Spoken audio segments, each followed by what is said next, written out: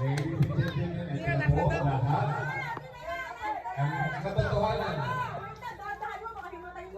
Walang iyakan ha.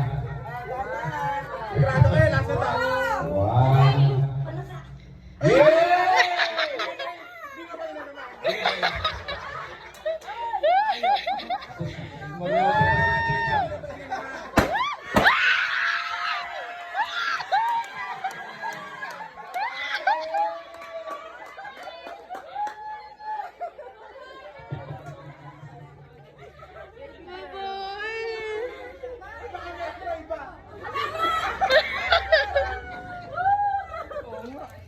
Babae nga.